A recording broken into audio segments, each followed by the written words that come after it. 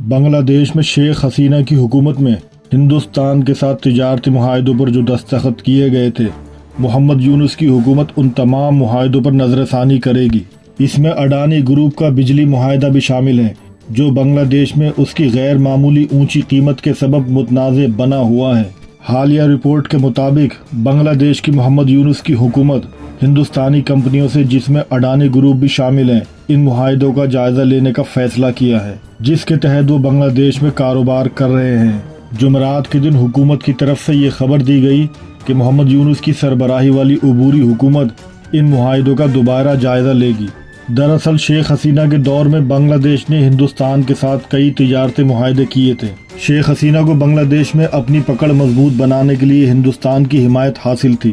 اسی بات کو مد نظر رکھتے ہوئے بنگلہ دیش کی موجودہ حکومت شیخ حسینہ کے دور کے تجارتی معاہدوں کو شک کی نظر سے دیکھتی ہے کہ کہیں نہ کہیں بنگلہ دیش کے مفادات کو نظر انداز کیا گیا ہے۔ جیسا کہ آپ لوگوں کو معلوم ہے کہ اڈانی گروپ 2017 میں ایک معاہدے کے تحت جھارکھنڈ کے گوڈا ضلع سے بنگلہ دیش کو بجلی فراہم کر رہا ہے۔ بنگلہ دیشی حکومت کو اندیشہ ہے کہ حکومت کے اس قدم کی جانچ ہو تاکہ بنگلہ دیشی مفادات پر کسی بھی طرح کی آنچ نہ آتی ہو۔ حالانکہ بنگلہ دیشی حکومت اس معاملے میں تھوڑا نرم رویہ اختیار کر رہی ہے۔ اس کا صرف اتنا کہنا ہے کہ ہم صرف یہ دیکھنا چاہتے ہیں کہ یہ تاجر ملک میں کس طرح اپنا کاروبار کر رہے ہیں۔ اس کے علاوہ بنگلہ دیش جو قیمت ادا کر رہا ہے وہ جائز ہے یا نہیں، اس معائنے کے بعد ان تمام سوالوں کے جواب منظر عام پر آ جائیں گے۔ واضح رہے کہ حکومت کا یہ اعلان فائنینشیل گروپ کے ایک رپورٹ میں شائع اڈانی گروپ کی انتباہ کے بعد آیا، جس میں انہوں نے بنگلہ دیشی حکومت پر $500 ملین کے بقایا جات کے تعلق سے اپنے خدشات کا اظہار کیا تھا۔ جب بنگلہ دیش حکومت کے اس اقدام کے بارے میں اڈانی گروپ سے سوال کیا گیا تو اس کے ترجمان نے کہا کہ انہیں اس بات کا کوئی علم نہیں ہے کہ بنگلہ دیش نے 2017 کو معاہدے پر نظر ثانی کا اعلان کیا ہے۔ انہوں نے اس بات کا بھی ذکر کیا کہ ہم معاہدے کے تحت بجلی کی فراہمی جاری رکھیں گے، باوجود اس کے کہ ہماری ایک بڑی رقم ان پر بقایا ہے۔ اڈانی گروپ اور بنگلہ دیش کے درمیان شیخ حسینہ کے دور اقتدار میں ایک معاہدے کے تحت یہ طے پایا تھا کہ جھارکھنڈ کے گوڈا کی اکائی سے بنگلہ دیش کی کھپت کا 7 سے 10% یا کسی خاص علاقے کی کم ضرورت کی بجلی فراہم کرے گا۔ یہ معاہدہ نریندر مودی کے اگست 2015 کے بنگلہ دیش دورے کے فوراً بعد طے پایا تھا، جس پر ہندوستان کی اپوزیشن پارٹیوں نے سوالیہ نشان بھی کھڑا کیا تھا۔ اس کے علاوہ بنگلہ دیش میں بھی اسے شک کی نگاہ سے دیکھا جانے لگا، جس کی وجہ ماہرین اس کی غیر معمولی اونچی قیمت بتاتے ہیں۔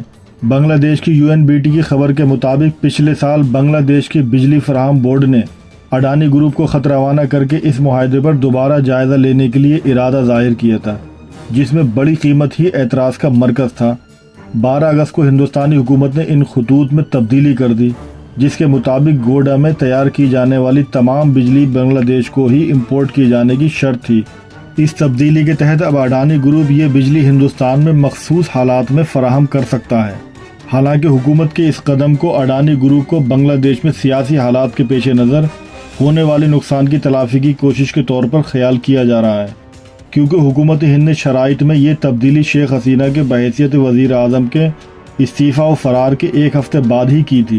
اس کے بعد ہی یونس خان نے 8 اگست کو عبوری حکومت کے سربراہ کی حیثیت سے حلف لیا تھا۔ اس کے علاوہ ایک دوسری خبر کے مطابق بنگلہ دیش میں محمد یونس کی حکومت نے ہندو برادری پر زور دیا ہے کہ وہ نماز اور اذان کے دوران پوجا سے متعلق کسی بھی طرح کی شور شرابے پر، خاص طور سے گانے بجانے کو بند کرنے کا حکم دیا ہے۔ وزیر داخلہ کے ایڈوائزر لیفٹیننٹ جنرل محمد جہانگیر عالم چودھری نے کہا ہے کہ پوجا کمیٹیوں نے درخواست پر اتفاق کیا ہے۔ محمد جہانگیر عالم چودھری نے کہا کہ پوجا کمیٹیوں سے کہا گیا کہ وہ نماز اور اذان کے دوران میوزک اور ساؤنڈ سسٹم کو بند رکھیں، جس پر انہوں نے اتفاق کر لیا ہے۔ ٹائمز آف انڈیا کی رپورٹ کے مطابق چودھری نے کہا کہ نماز کی ادائیگی کے دوران اس طرح کی سرگرمیاں بند ہونے کی ضرورت ہے اور اذان سے 5 منٹ قبل وقفے پر عمل ہوگا۔ انہوں نے یہ اعلان ملک میں ہندو برادری کے سب سے بڑے مذہبی تہوار درگا پوجا سے قبل ملک میں امن و امان کی صورتحال پر ایک پروگرام کے دوران کہا۔ وہیں ڈھاکہ سے ملی ایک خبر کے مطابق چودھری نے یہ بھی کہا کہ اس سال ملک بھر میں کل 32,666 پوجا منڈپ بنائے جائیں گے۔ ان میں سے 157 منڈپ ڈھاکہ کے ساؤتھ سٹی میں اور 88 نارتھ سٹی کارپوریشنز میں ہوں گے۔ گزشتہ سال پوجا منڈپ کی تعداد 33,431 تھی، جبکہ اس سال یہ تعداد بڑھ گئی ہے۔ ساتھ ہی اس بات کا بھی یقین دلایا کہ ہم نے پوجا منڈپ پر 24 گھنٹے سیکیورٹی کو یقینی بنانے کے طریقے پر تبادلہ خیال کیا ہے۔ بغیر کسی رکاوٹ کے تہوار منانے اور شرپسندوں کی شرپسند سرگرمیوں کو روکنے کے لیے اقدامات کیے جائیں گے۔ وہیں دوسری جانب قوم سے خطاب کرتے ہوئے بنگلہ دیش کی عبوری حکومت کے چیف ایڈوائزر محمد یونس نے ملک میں فرقہ وارانہ ہم آہنگی پر زور دیا۔ انہوں نے کہا کہ ہم فرقہ وارانہ ہم آہنگی کی قوم ہیں۔